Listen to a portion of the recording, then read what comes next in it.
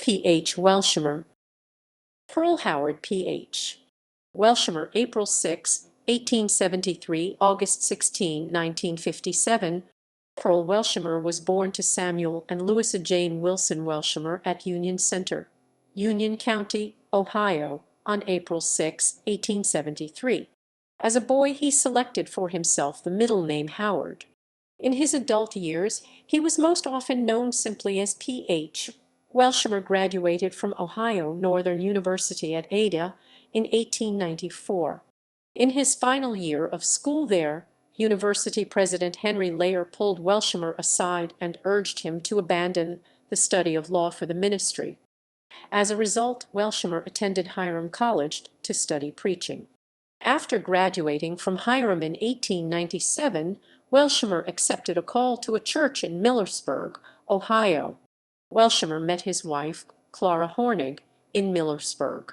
The two were married in her parents' home in Vermilion, Ohio, on May 15, 1900. They had 3 children, Helen, Mildred, Phillips, and Ralph. Welshimer resigned from the pulpit in Millersburg to accept a call from the First Christian Church of Canton, Ohio, on January 1, 1902. He stayed at this church for the rest of his life.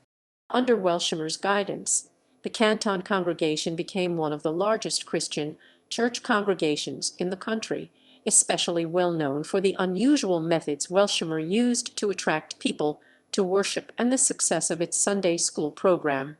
Welshimer himself published a number of books, sermons, articles, and tracts.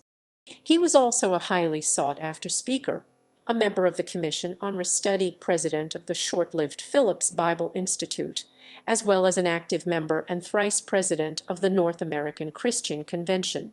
P.H. Welshimer died August 16, 1957.